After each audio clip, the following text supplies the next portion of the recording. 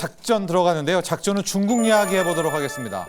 여러분 지금 중국의 시중금리, 기준금리 말고요. 시중금리가 일본보다 낮다는 것 알고 계십니까? 자, 이미 낮출 만큼 낮췄습니다. 미국, 중국 같은 경우에는. 근데 뭐 오늘 어젯밤에도 지표가 나왔지만 소비, 생산, 투자 완전히 파국입니다. 지금 중국은 그야말로 땅 파고 들어가고 있는데 내수 부양을 이제 어떻게 하죠? 뭐 대출금리 인하 이야기 나오고 있지만은 어떻게 더 낮춥니까? 지금 이미 금리는 낮고 지금 싼 금리를 쓰고 있는데. 자, 그래서 위안화 절상에 대한 금융시장 개방에 대한 가능성을 한번 타진해보고 그럴 경우에는 우리 국내 증시와 외환시장에는 어떤 상황이 펼쳐지게 되나까지도 이야기를 나눠보도록 하겠습니다. 중국의 이 내년도의 경제 상황을 파악해보고 계획을 잡는 중앙경제공작회의가 끝났는데요. 최고의 과제가 내수 확대였습니다. 거기에 그 원문을 놓고 보면 강력한 내수 시장을 구축한다라는 게 첫 번째 2026년의 목표로 나와 있는데요.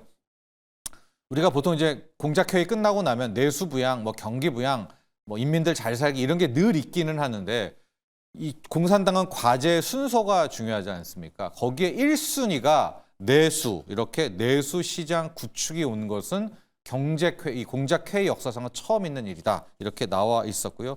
특히 지금 이 정도까지 내수의 첫 손을 꼽게 되는 것은 초토화됐기 때문입니다. 코로나 이후로 지금 5년 가까이 망가졌고 그 사이에 이미 중국의 부동산 붕괴라는 이게 살아나지를 않고 있어요. 중국 같은 경우는 일부러 부동산의 거품이 너무 크기 때문에 공산당이 약간 망가뜨린 이제 경우가 있었는데 이러기에 바로 이제 시장 경제에 개입한 것의 최후를 알 수 있는 거죠. 그냥 놔둬서 차라리 버블이 깨졌으면 좋을 텐데 이제 중국은 당국이 들어가가지고 우리가 좀 해보겠다, 연착륙 시키겠다라고 했는데 그 뒤로 완전히 부동산이 깨지면서 지금 답이 없습니다. 자, 그래서 이제 내수 부양을 하게 되는데 지금 쓸 카드가 없다는 게 지금의 핵심이거든요. 작년에 여러분 기억하시겠지만 이구환신, 뭐 옛날 제품 갖고 오면은 보조금 줘가지고 새 차로 바꾸게 하는 이게 떠들썩하게 캠페인은 했지만 결과적으로는 실패했다라고 알려졌고요. 이런저런 정책 보조금들 줘봤자 그걸로 쓰지를 않습니다. 다 쟁여놔요. 인민들이. 항상 그렇죠. 내수가 이렇게 안 좋은데 경기 부양 백날 해봐야 그걸 쓰겠습니까? 그러니까 이번에 공작회의에서 나온 내용은 최저임금을 인상을 한다. 그러면 이제 하층민에서 더 그 돈들을 쓰면서 소비 부양할 수 있다. 또 주식시장 안정화를 위해서 증시 활성화 정책을 쓰겠다. 근데 시장은 다 시큰둥하고 있고 오히려 이제 마지막 카드가 금리를 더 내리고 돈 풀겠다. 확장 재정을 통해 가지고 이제 뭐 공산당이 돈 풀겠다라고 이야기를 하는데 시장은 이것도 말이 안 된다라고 보고 있는 게요. 이미 중국의 기준금리가 3% 하니까 마치 기준금리를 더 낮추고 대출금리를 인하해 주면은 경기가 살 것으로 보이고 있지만 10년물 중국의 국채금리가 1.7%대까지 떨어진 상황입니다. 왜 이렇게 됐는가? 중국 이제 인민들이 워낙 중국 경제에 대해서 실망하고 주식에 대해서 실망하고 성장에 대해서 실망하니까 보조금 받거나 돈 생기면 다 중국의 국채, 자국의 국채를 가버린 겁니다. 그러니까 국채 가격은 올라가고 중국의 국채 금리가 떨어지는 이런 상황이 나와 있는데요. 제가 한 가지 재미난 표를 좀 보여드리면 현재 일본의 10년물 국채 금리는 특히 이번 주 금요일 날 계속 올린다고 해가지고 1.9%까지 올라와 있습니다. 그러니까 잘 보시면은 저 빨간 선이 중국의 10년물 국채 금리고요. 밑에 파란 선이 일본의 국채 금리 10년 금리인데 쭉쭉쭉쭉 일본은 올라가고 중국은 쭉쭉쭉쭉 내려오면서 사상 처음으로 오히려 중국의 시중금리가 더 쌉니다. 하고 일본의 시중금리, 그러니까 10년물이 1.9%로 사상 처음으로 일본과 중국의 국채금리가 역전되는 상황까지 이제 저 정도로까지 왔습니다. 이제 저걸 왜 말씀드리냐면 금리 인하라든가 뭐 돈 풀어가지고 이미 중국이 어떤 내수 부양을 할 그럴 단계는 지났다라는 겁니다. 그런데 내수 부양은 해야 되는 거고요. 또 하나가 이 중국이 얼마나 좀 모순이었었냐면 이번에 경제 이제 공작회의에서는 뭐 완화적인 통화 정책, 재정 적자를 쓰면서도 경기 부양을 하겠다라고 말하면서도 위안화 약세는 안 된다고 이야기를 하는 겁니다. 여기에서 위안화 환율 관리는 잘해라. 위안화 약세를. 왜냐하면 여러분 우리 원화 약세도 마찬가지잖아요. 위안화 약세를 하면 수입 물가 올라가면서 결국은 내수가 망가집니다. 우리도 환율이 지금 왜 문제냐. 이게 내수 물가가, 그러니까 우리 원화값이 떨어지게 되면서 내수가 어려워지는 것 때문에 환율 급등에 대한 문제가 나오는 거잖아요. 그러면 한쪽에서는 위안화는 지켜야 된다고 말하면서도 뭐 돈 풀고 그럼 뭐 금리는 낮춘다. 근데 금리 또 낮출 여력도 없습니다, 중국이. 자, 기준금리 얘기하는 게 아니라 시장금리요. 그럼 어떤 방법이 있느냐? 금융시장 개방이라는 거죠. 이게 외국 돈이 들어오게 허용할 수밖에 없다.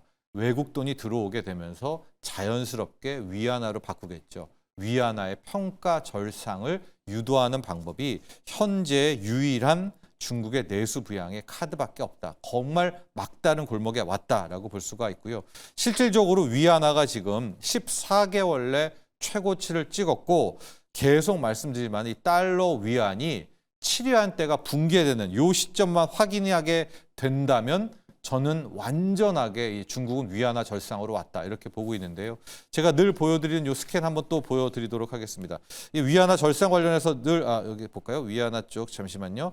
자, 위안화 쪽에서 제가 요걸 하나를 또 보여드리도록 할 텐데 이미 위안화가 올 때까지 왔습니다. 잘 보시면은 여기에서 이 주봉인데요. 위안화 주봉이 지금 7.04 위안까지 왔거든요. 여기에 200주를 깨고 살짝 내려왔어요. 근데 이미 내려올 것 같거든요.